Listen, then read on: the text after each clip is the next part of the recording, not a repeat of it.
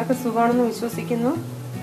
ഇന്ന് നമുക്ക് ഒരു ഉള്ളിത്തീയൽ എങ്ങനെ ഉണ്ടാക്കുന്നതെന്ന് നോക്കാം. അതൊരു റിക്വസ്റ്റും പ്രകാരം ഞാൻ ഇടുക. ഇനിയും വേറെ റിക്വസ്റ്റ് ഉണ്ട്, ഞാൻ അതൊന്നും മറന്നിട്ടില്ല, ഉടനെ ഞാൻ അതും ഇടും. അതിനായിട്ടുള്ള ഇൻഗ്രീഡിയൻസ് എന്തൊക്കെയാണ്, അതെങ്ങനെ ഉണ്ടാക്കുന്നതെന്ന് നോക്കാം. അതിനായിട്ട് ഞാൻ ഈ ബൗളിന് ഒരു 2 ബൗള് കൊച്ചുള്ളി, അത് കൊച്ചുള്ളി നന്നായി നല്ലപോലെ പൊളിച്ചതിന് ശേഷം ഒന്ന് കഴുകണേ. കഴുകി വലിയതൊക്കെ ഇവിടെ ഒന്ന് പീസാക്കി വെച്ചിട്ടുണ്ട്. നിങ്ങൾക്ക് ചെറുതായിട്ട് പീസാക്കാം, എങ്ങനെയാണെന്നുള്ളത് നിങ്ങളുടെ ഇഷ്ടം. ഞാനൊരു മീഡിയം സൈസിലാണ് പീസാക്കിയിരിക്കുന്നത്. അതിനായിട്ട് ഇതിൽ 2 ടേബിൾ സ്പൂൺ മല്ലിപ്പൊടി, 1 ടേബിൾ സ്പൂൺ മുളക് പൊടി, ഇതിൽ പകുതി കാശ്മീരിയും പകുതി സാദാ മുളക് പൊടി, 1/2 ടീസ്പൂൺ മഞ്ഞൾപ്പൊടി. പിന്നെ തേങ്ങ വേണം, 1 മുറി കൂടുതൽ തേങ്ങ. പുളി ഞാനിവിടെ ഒരു നെല്ലിക്ക വലുപ്പത്തിൽ പുളി വെള്ളത്തിൽ ഇട്ടിട്ടുണ്ട്. അത് നന്നായി പിഴിഞ്ഞാൽ വെള്ളം എടുക്കണം. പുളി പിഴിയാൻ എല്ലാവർക്കും അറിയാമല്ലോ. ആദ്യം ഇത് പിഴിഞ്ഞെടുത്തിട്ട് വീണ്ടും നല്ല പുതിയ വെള്ളം ഒഴിച്ചിട്ട് വീണ്ടും പിഴിഞ്ഞെടുക്കും. എന്നിട്ട് അത് അരിച്ചെടുക്കണേ. ഇതിന് കടു വറക്കേണ്ട ആവശ്യമില്ല. എന്നിട്ട് 3 പച്ചമുളകും അരിഞ്ഞിട്ടുണ്ട്, പിന്നെ 2 വെളുത്തുള്ളി. കടു വറക്കണമെന്ന് നിർബന്ധമില്ല. കടു വറക്കണമെങ്കിൽ നമുക്ക് കടു വറക്കാം. പച്ചമുളകും കറിവേപ്പിലയും കടുക്, ഉപ്പ് ആവശ്യത്തിന്. ഇത് വെളിച്ചെണ്ണ ഉണ്ടാക്കണ്ടേ. ഞാൻ ഈ സ്പൂണിന് അളവെടുത്തേക്കുന്നത് പൊടികൾ. നമുക്ക് ആദ്യം തേങ്ങ ഒന്ന് വറുത്തെടുക്കാം. ഞാനൊരു പാത്രത്തിൽ തേങ്ങ ഇട്ടിട്ടുണ്ട്. അതിൻ്റെ അകത്തോട്ട് വെളുത്തുള്ളിയും ഇട്ട് നമുക്ക് നന്നായി ഒന്ന് വറുത്തെടുക്കാം, നല്ല ബ്രൗൺ കളറിൽ. തീ കുറച്ചിട്ട് തീ കൂട്ടിയിട്ട് ഇത് വറക്കല്, അന്നേരം കരിഞ്ഞു പോവും. ഇച്ചിരി സമയമെടുത്ത് ഒരു മീഡിയം ഫ്ലെയിമിൽ വേണം ഇത് വറുത്തെടുക്കാൻ. ഈ തീയലിനൊക്കെ ഏറ്റവും നല്ലത് നല്ല ഉണക്ക തേങ്ങയാണ്. തേങ്ങ ഒന്ന് ഇത്തിരി എളുപ്പം മൂക്കാനായിട്ട് അതിൻ്റെ ആ വെള്ളമയമൊക്കെ ഒന്ന് മാറിക്കഴിഞ്ഞിട്ട് ഒരിച്ചിരി വെളിച്ചെണ്ണ അങ്ങോട്ട് ഒഴിച്ചു കൊടുക്കാം. എന്നിട്ട് വറുത്തെടുത്താൽ എളുപ്പം വയന്ന് കിട്ടും. ഇപ്പം പകുതി മൂപ്പായിട്ടേ ഉള്ളൂ. നന്നായി ഇത് മൂത്ത് വരണം. ഞാൻ കൂടുതൽ തീയൊന്നും വെക്കാറില്ല ഈ ഒരു തേങ്ങാ പ്രശ്നത്തിൽ.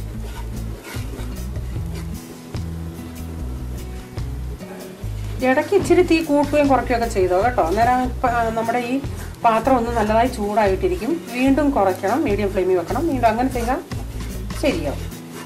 ഓക്കെ,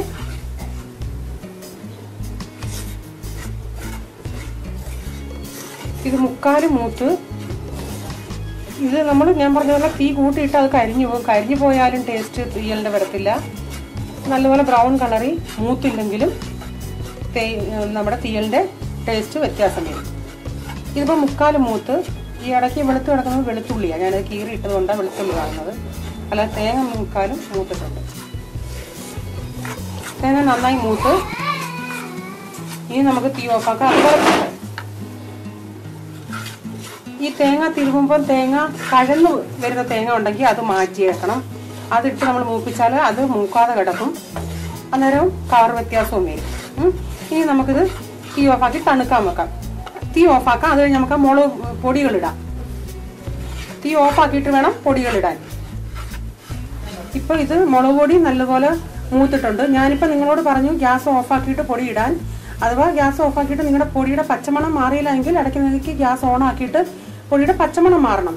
ഇപ്പം പച്ചമണം മാറുമ്പോൾ നമുക്ക് നല്ലൊരു തേങ്ങയുടെ ഇതിൻ്റെ എല്ലാം കൂടെ നല്ല മണം വരും. ഇപ്പം ഇത് റെഡി ആയിട്ടുണ്ട്. ഞാനത് നമുക്ക് തണുക്കാൻ മാറ്റി വെക്കാം. തണുത്തതിന് ശേഷം മിക്സിയിൽ അടിക്കാം. ആ നേരം കൊണ്ട് ഇനി നമുക്ക് ഉള്ളിയൊക്കെ വഴറ്റിയെടുക്കാം. ഒരു കടായി വെച്ചിട്ടുണ്ട്. അതിലോട്ട് കുറച്ച് വെളിച്ചെണ്ണ ഒഴിച്ചു കൊടുക്കാം.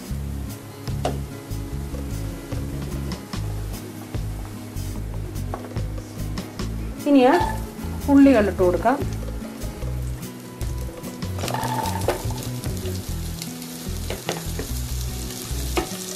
ഉള്ളി നന്നായിട്ട് വഴറ്റിയെടുക്കാം.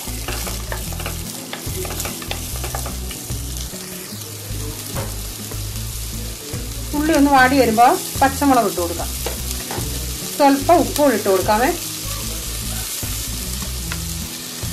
വഴറ്റിയെടുക്കാം.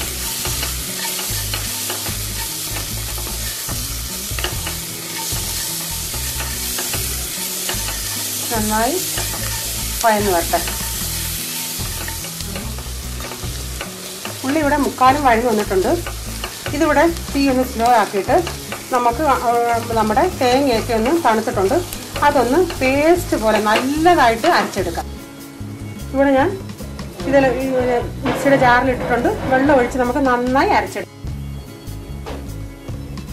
അരപ്പിവിടെ നന്നായി അരച്ചു വെച്ചിട്ടുണ്ട്. നമ്മുടെ ഉള്ളി നന്നായി വഴണ്ടിട്ടുണ്ട്. ഇതിലോട്ട് നമുക്ക് അരച്ച അരപ്പിട്ട് കൊടുക്കാം.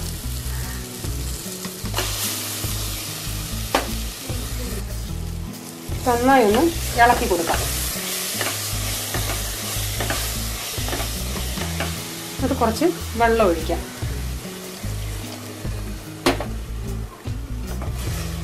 തീയലിന് അധികം വെള്ളം ആക്കണ്ട. ആ പുളിവെള്ളം കൂടെ അരിച്ചൊഴിക്കണേ. പുളിവെള്ളം കൂടെ ഒഴിക്കാം. അതിന് ശേഷം വെള്ളം വേണോന്ന് നമുക്ക് നോക്കാം. എന്നിട്ട് സാധാ വെള്ളം ഒഴിച്ചാൽ മതി.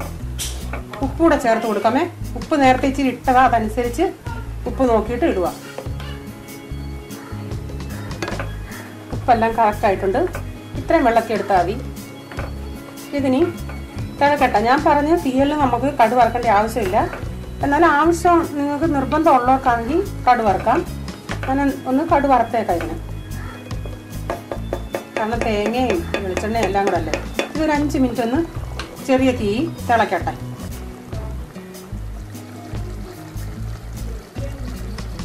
5 മിനിറ്റ് തിളച്ചു. ഇനി നമുക്കിത് വാങ്ങി വെച്ചിട്ട് കടുക് വറക്കാം. എണ്ണയൊക്കെ നന്നായി തെളിഞ്ഞിട്ടുണ്ട്.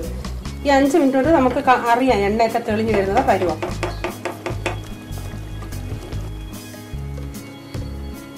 പാൻ വെച്ച് വെളിച്ചെണ്ണ ഒഴിച്ചു കൊടുക്കാം.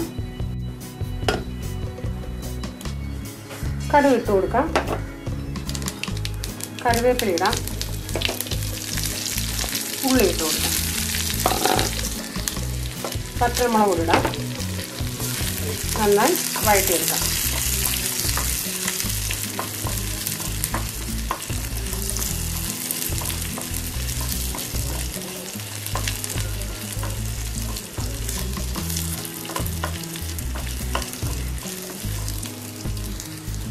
കടുക് മൂത്ത് എല്ലാം മൂത്തിട്ടുണ്ട്. ഇനി തീ ഓഫാക്കാം. ഇത് നമുക്ക് കറിയിലോട്ട് ഒഴിച്ചു കൊടുക്കാം. കറിയിലോട്ട് ഒഴിക്കാം.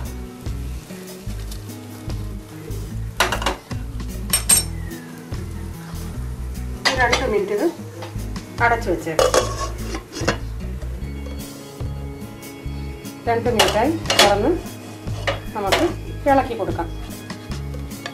ഞാൻ പറഞ്ഞു ഇച്ചിരിയും കൂടെ ചാറ് വേണ്ടിയോ ഇച്ചിരിയും കൂടെ ആക്കാം. പക്ഷേ തീയലിനൊക്കെ ചാറ് അധികം ആക്കാത്തതാ നല്ലത്.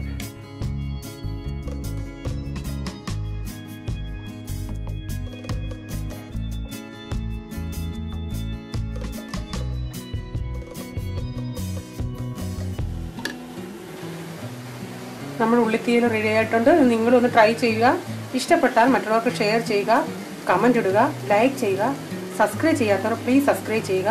ഇങ്ങനെയുള്ള വിഭവമായി നമുക്ക് വീണ്ടും കാണാം. Bye. God bless you. Thank U.